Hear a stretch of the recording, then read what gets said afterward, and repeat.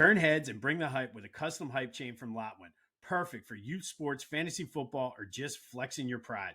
Go to Lotwin.com, use the promo code TCCPOD for 10% off your order. That's Lotwin.com, promo code TCCPOD for 10% off. Get your custom hype chain and get hype with Lotwin.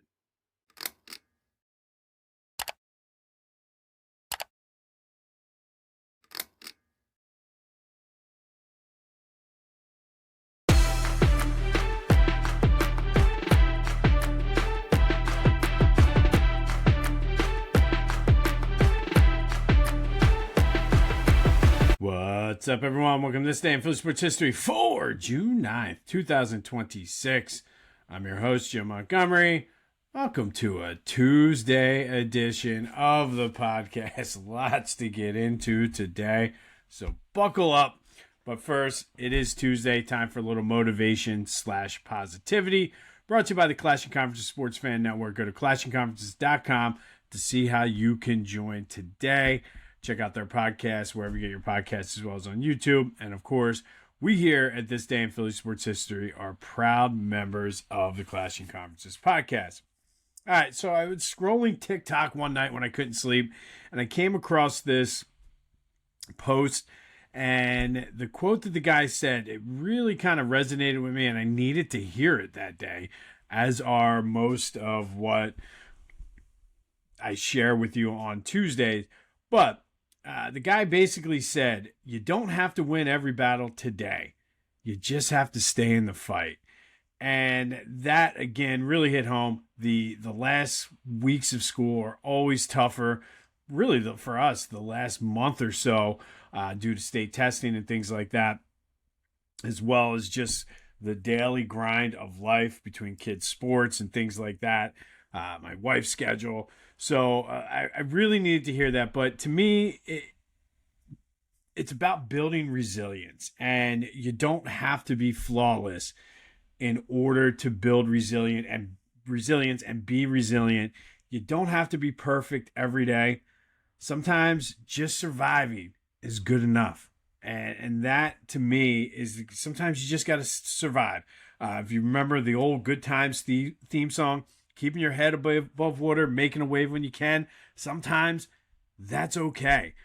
Sometimes you got to pace yourself so you can continue to show up and do what you need to do on a daily basis. And this quote is essentially saying that's okay. It's okay to just show up and go through the motions and save your energy and pace yourself for the next time. Live to fight another day. You don't have to win every battle.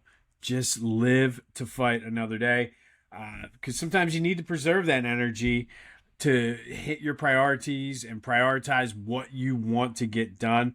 And you don't have to fix everything all at once. It's giving yourself permission and giving yourself the grace to know, all right, I'm not feeling it today. I'm not able to give 100%. So instead of half-assing it, back off. Live to fight another day. Just survive. Like I said, with the end of the year, this podcast, other podcasts I'm doing, my day job, family demands, all of that stuff. I needed to hear that. So I wanted to share it with you guys. Hopefully it's something you can take with you throughout your weeks. But you don't have to win every battle today. You just need to stay in the fight. So essentially it's saying don't give up. Build the resilience, but don't beat yourself up if you can't accomplish the world today. It's okay. Live to fight another day. Pace yourself, because you don't have to win it all today. So take that and go through your weeks. Have a great week, everyone. And that is Tuesday Motivation / Positivity, brought to you by the Clashing Conferences Sports Fan Network. Go to clashingconferences.com to see how you can get involved today. All right. Another win for the Phils. They've been red hot, winning 10 of their last 13, 5-2. Adolis Garcia hit another home run, but they played some small ball in the third inning, which was nice to see. Loaded the bases and just kept base hits, knocking runs in. Christopher Sanchez was outstanding again, gave up the 2 earned runs, but pitched 7 strong innings, striking out 10. Dude has to start the All-Star game. Has to be the All-Star starter. So Dave Roberts, don't get cute. It's in Philly. Let Christopher Sanchez do it. They're now 6 games over 500 due to their hot streak they've been on since Mattingly took over. They're only a half game out of the top wild card spot. Unfortunately, during this whole stretch of wins for the Phils, the Braves have been equally as ridiculous. Phillies have only picked up a half game. They're still 9 back of the Braves. Man, it's going to be so great when they fall. If they fall, I don't know, man. They're playing well, but they're back at it tonight. They look to take the series. Zach Wheeler on the mound for the Phils tonight. All right, so lots to talk about with the NBA Finals. Obviously, the game, Knicks lost, which was good to see. The Knicks have a chance to do the funniest thing ever. And if they blow that lead, that would be great. But I did want, before I get into the Sixers, did want to address some of the comments and feedback I was receiving on social media due to my comments about I don't like the Knicks. I hate them. I don't care that those guys went to Nova, all that stuff. And say this, look, I have some people in my network from New York who are Knicks fans. That was not directed toward you. That was directed toward the Philly fans, Sixers fans who are, oh, I'm a Knicks fan now. Or, oh, it's a good story. I want to root for them. No, you don't do that in sports. At least with your rival. If it was the Oklahoma City Thunder, the Pacers, I'm trying to think who else, the Cavaliers, maybe the Hornets, those are teams, but not the Knicks, not the Celtics. You don't do that. Now, for the New York fans, I do have something to say, and this has been getting a lot of traction, and a few people said this to me yesterday as well. Wah. It's been 50 years since the Knicks win. You, as a New York fan, have zero right to cry poor. Oh, poor me. It's been 50 years. In that 50-year span, how many World Series has the Yankees won? How many Stanley Cups have the Islanders won? How many Super Bowls have the Giants won? Now, if you're a Knicks, Jets, and Mets fan, okay, I get it to a certain point, but the Mets have won within that 50-year span. The Rangers have won in that 50-year span. If you're a Jets fan, you got me with that one. But New York fans, stop it. All you do is throw the 27 rings that the Yankees have in everybody's face, and now you're going to cry poor because of the Knicks? Stop it. You're embarrassing yourself. You're embarrassing me for you. It's been 50-some years. Stop it. Stop. Be better. You're embarrassing yourself. It's been 50-some years. Listen, as Philly fans, we went through almost 30 years of none of our teams winning. So the fact that you have quite a few in 50 years World Series championships from the Yankees. You have a Rangers Stanley Cup. You have a Mets World Series.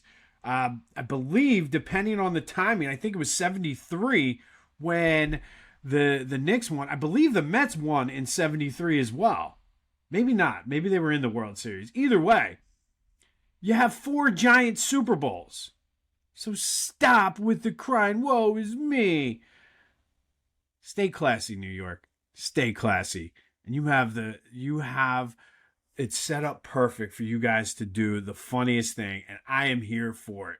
I am absolutely here for the Knicks becoming the first team to win both the first 2 games on the road and then lose the series. But come on, be better. You're better as a fan base than that to cry about, oh, it's been 50 years. Stop it. Stop. You ever see the Michael Jordan meme where he just says, stop it, just stop? That's what I'm saying to you. Stop it. 50-some years. Ugh. Get out of my face. Anyway, Sixers introduced Mike Gansey as their president of basketball operations yesterday. I caught some of the press conference. I also watched He was on 97.5 with Johnny Marks and Sean Brace yesterday. Good interview with them. We'll see. Again, just like Sean Mannion, this is a press conference. He said the right things. He seemed confident. One thing, and I know in the big picture of everything, it does not matter. I like that he played basketball. To me, he knows the game. So he talked a lot about he wants to build this team with guys that want to be in Philly, not guys like on expiring contracts who are just waiting for their next payday. Guys that want to be here. And I think Howie Roseman does a good job of that. Guys that want to be here. We'll talk about A.J. Brown here in a minute, but A.J. didn't want to be here. Howie said, okay, see you later. So I like that. And this quote, he said, he wants fountains, not drains. And I think for the past, you want to talk about crying, it's been 40-some years since the Sixers have won a championship. You don't hear me crying, oh, whoa, poor is me. So stop. But they've had a lot of drains, to borrow his quote, on this team over the past 20-some-odd years. So I like it. He said he wants to build around Embiid, Paul George, Maxey, and VJ. Again, I like it. However, I think his options are sort of limited. So, of course, he's going to say that. But he does have to maximize them and get those guys in here that complement their games. I think we've been talking a lot about the 2000-2001 Sixers, and they were a flawed team, don't get me wrong, but Billy King and Larry Brown were able to get guys in that complemented Allen Iverson, and you saw what happened. That's what they need to do here and I think that's what Gansey was saying. They got to bring in guys that complement their games. Of course, it comes down to a lot of the health. How much is Joe going to be available? How much is Paul George going to be available? So we'll see about that. But the article with Johnny Marks flat out said, he was like, I'm meeting with Joe later this week to see where he is. He was like, we'll devise a plan once the schedule comes out. He didn't rule out playing back-to-backs.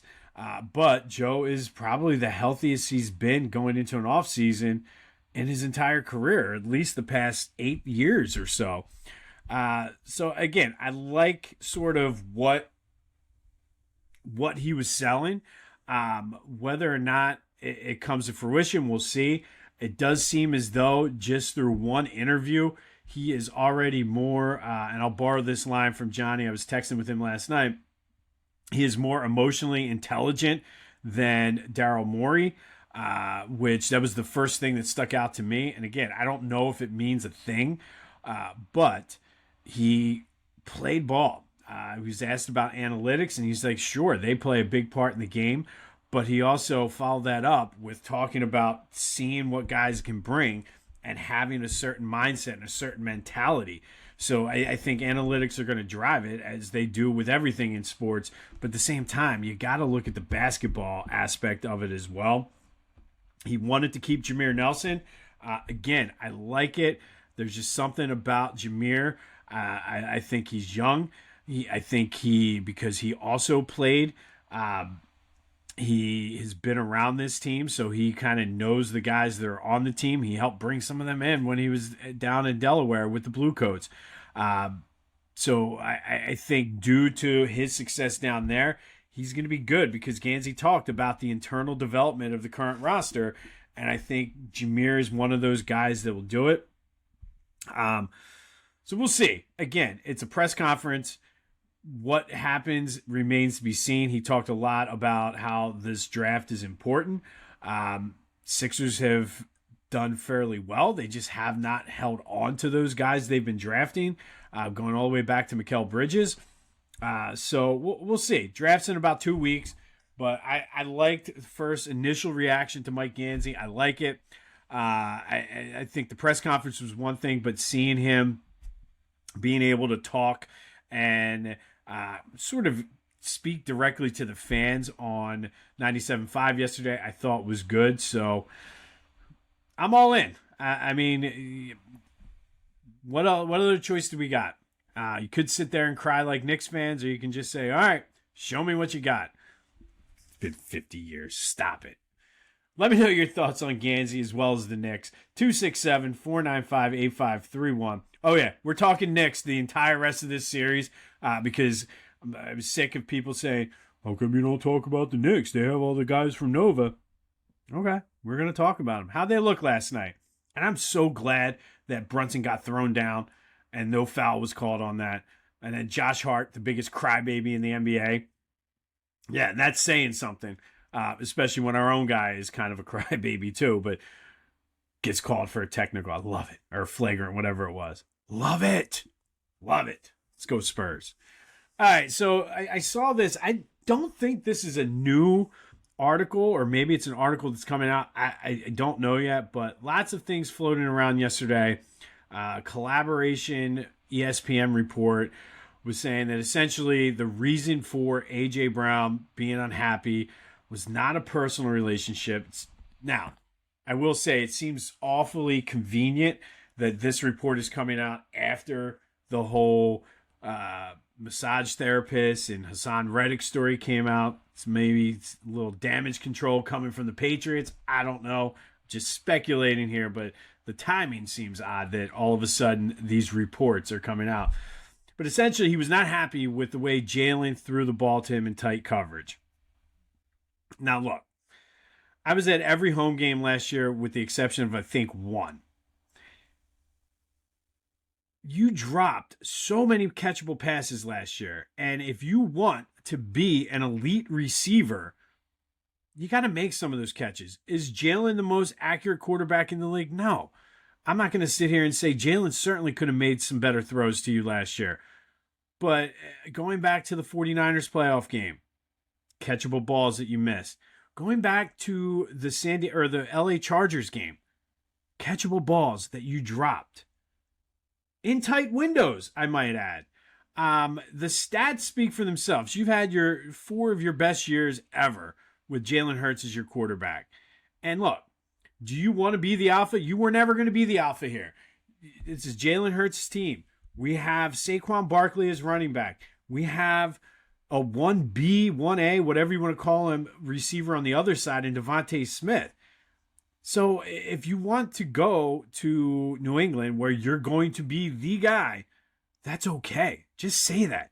Don't, whatever you're doing, if you're leaking reports or whatever, but like to say that it's because Jalen isn't getting you the ball. How many games last year did Jalen force feed you the ball because you cried about it?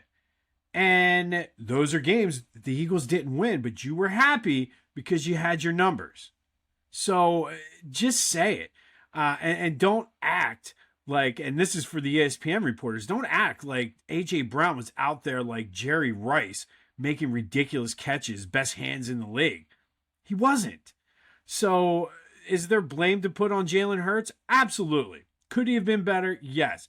Did the play calling, and this is where I was at the games, I saw the routes that Kevin Petula had those guys running. They were terrible.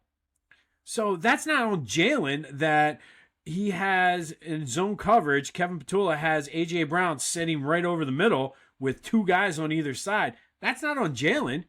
That's a smart play by Jalen to not throw it to you.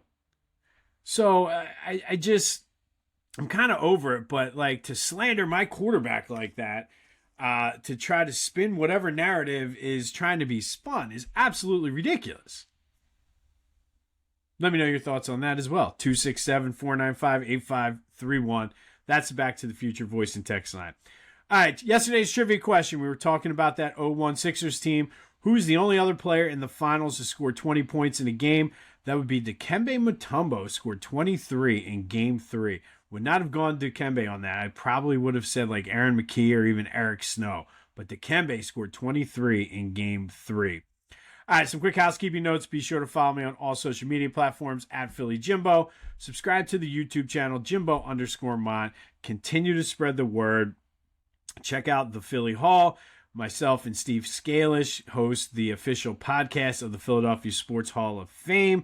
And if you are a new listener, I know I do this every now and then. If you're a new listener, welcome. We're glad to have you. Hit me up on the Back to the Future voice and text line. Let me know you're new. Text me, call me, and then let me know your thoughts on the Knicks and the A.J. Brown situation. Want to show off your Philly pride without saying a word? Philly Goat has you covered. From tees, hoodies, shoes, and hats, their gear screams Philly louder than an Eagles fan at the vet. Whether you're tailgating in South Philly or trying to flex down the Jersey Shore, do it in style. Hit up phillygoat.com, use the promo code Jim Montgomery, and get 10% off your order. Philly Goat, because being Philly ain't a choice, it's a way of life. Go Birds! All right, June 9th. First, we're going to go back to 1978. And on this day in 1978, Larry Holmes, the Easton assassin, took on Ken Norton out in Caesars Palace in Las Vegas.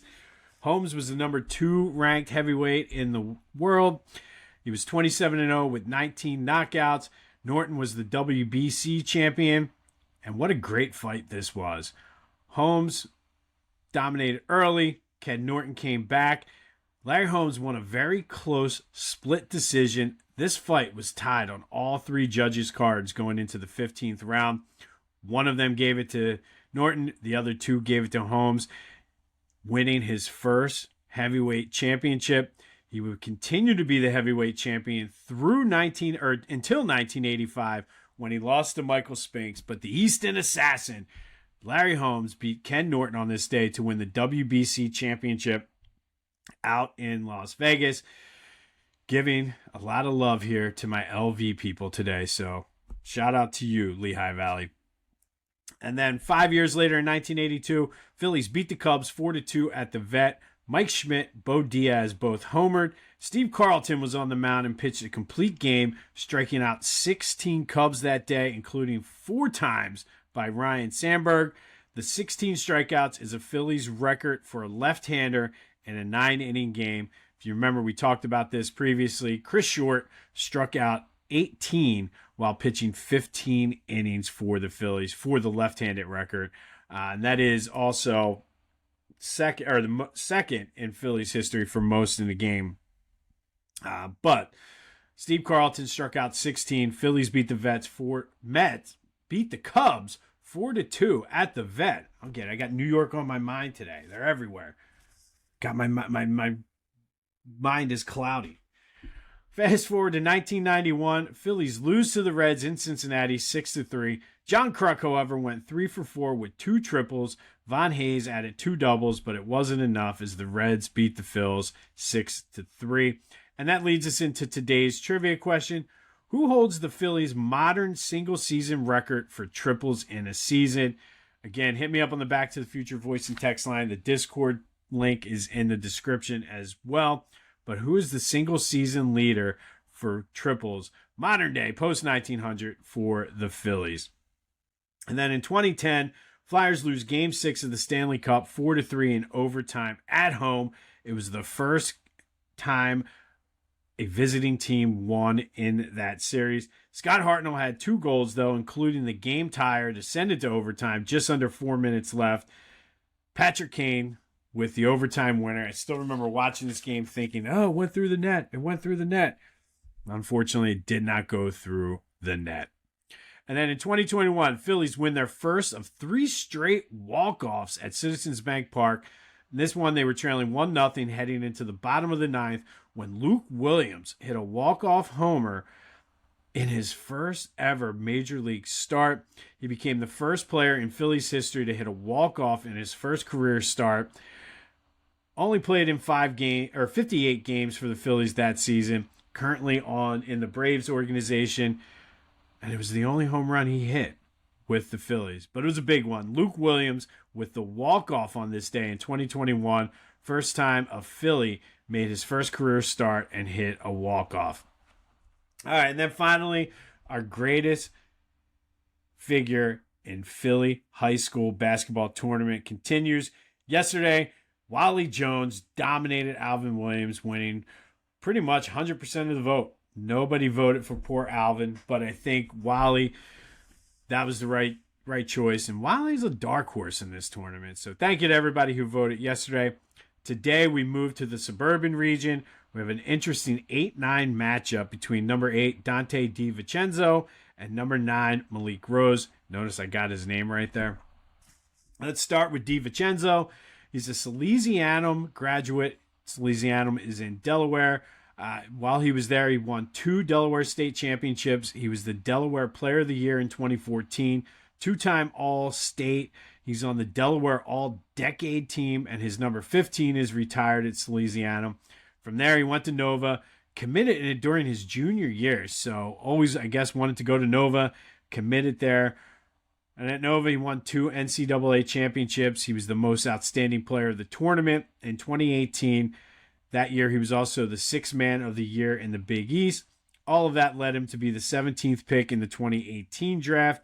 He would win an NBA title with the Bucks in 2021. Did play with this version of the Knicks before being traded to Minnesota. And then we go to Malik Rose.